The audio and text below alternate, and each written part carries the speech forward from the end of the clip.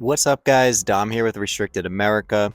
I just wanted to go over licensing with the new bill H4885.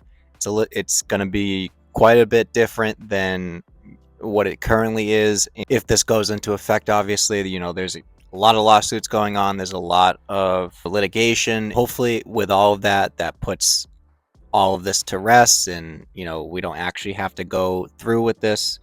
But since it is signed into law and technically the effective date was yesterday for some of this, I am going to go over the licensing as well as some cool news from G.O.A.L, Gun Owners Action League. And G.O.A.L has a few updates on their website, and not to mention they fully redesigned their website. That's all done. They actually just added the join and donate button. So you can join now. It costs, I think for 1 year, it's $30. It's very easy. You just type in some information and then your credit card information. I did it earlier just to see how it worked, and it was very easy. So if you're looking to support them, looking to support some of these lawsuits, go do that now. I mean, I'm sure anything helps. We're going to go over licensing. We're going to go over directly from the G.O.A.L summary by subject matter. And it says the following. Oh, actually, it was last updated July 29th. And just be reminded that it's constantly being updated. So information changes, obviously. Some of the stuff that I've said in past videos, I've kind of changed what I've said. So make sure you're watching the most current videos. Make sure you're looking at goal.org for the most current info. But under licensing, it says licensing seems to combine all licensing language in regard to who is eligible in one section. Business owners can no longer apply for an LTC in the town where the business is. This also means that non-resident business owners must acquire a non-resident temporary license if they wish to possess a firearm in Massachusetts. Those firearms must be registered. Add Section 12, Mental Health Evaluation Records. It seems to allow the Commissioner of Probation, Commissioner of Mental Health, and the State Domestic Violence System to determine suitability in regard to involuntary commitments. Licensing authorities must keep records on license and card applications, receipts, fees, affidavits, license location transfers and training certificates, issued licenses and cards, and denials, revocations, and suspensions of the same, decisions of the Firearm Licensing Review Board, firearm transfers, including deliveries, seizures, surrenders, loss, or theft, or disposals. The state must notify the local authority of a pending expiration. Adds to prohibited person, adds harassment orders, maintains and increases the range suitability. Renewals must include an affidavit concerning any loss or theft of firearms. Appeals can go through the colonel of the state police or a court. Section 44, FID cards seem to allow a holder of an FID card regardless to purchase, transfer, possess, and carry ammunition. Rifles and shotguns that are not large capacity or semi-automatic. An FID card holder is banned from possessing a semi-automatic outside of an officially incorporated club or licensed range. Must be under the supervision of an LTC holder. Section 49, license to carry. Bans the possession of large capacity firearms and semi-automatic firearms. Replaces LTC section in its entirety. LTC holders must comply with the new assault style firearm laws. Change of address must be done electronically.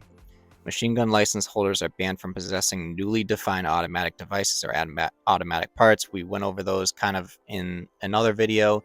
Those are going to include binary triggers, force reset triggers, and trigger cranks. All of that stuff is now combined in that. Section 61 and 62, non-resident licensing. Confusing language strikes out alien that resides outside the Commonwealth and replaces it with a citizen or national of the United States or a person who maintains legal permanent residency. Technical change to include renumbered licensing section. Section 92, 93, harassment orders, includes language to immediately suspend firearm licenses, mandates the surrender of firearms and ammunition. Law enforcement can only transfer surrendered property to a licensed retailer. So that's the whole section of licensing. I know it doesn't sound super simple, but that's actually simplified from the actual language of the bill. That if you read the bill, you have to cross-reference. It's very confusing. So G.O.A.L also added an effective timeline page for 4885. So in the licensing section, it says 10/23/24. Possibly the last day new LTCs and FIDs will be issued in the Commonwealth without a certificate from the state showing that the applicant has taken one of the required training courses under the new curriculum to be established by the Commonwealth. There's no mandatory timeline for the state police to develop the new curriculum. Licenses issued on or before 8/1/24 are grandfathered regarding the new training requirements renewals. And I know a lot of people are saying, well, doesn't this put like a new freeze on new gun owners? And you wouldn't be wrong. I mean, if you watched, I think it was Bearing Arms Cam and Co. and he had Jim Wallace on, and they were discussing this. I'll try to link that down in the description. But yeah, it basically puts a pause on new gun owners for a while because you don't know when the state police are actually going to develop this new curriculum. And if you have this deadline where the current training doesn't apply, what are these new people looking to be new gun owners? What are they going to do? So here's the good news. G.O.A.L filed the first of several legal challenges to Chapter 135, which is, what H4885 is now called because it's signed into law. Here's what it says. The case has been filed August 1st, 2024. And if you want to look at the court filing document, you can go actually on G.O.A.L.org, and they posted that on there. The description is as follows. On what has to be considered a dark day in U.S. history, G.O.A.L is announcing the first of several actions in federal court against Chapter 135 of the Acts of 2024. H4885. This first filing goes after the licensing and training regimes created in this historic anti-civil rights attack by the Massachusetts legislature. Now that the case has been filed, we await the court to assign a judge to the case. We are honored to lead the 2A community in this effort, and will keep everyone informed as this first part of our effort moves forward. More to follow.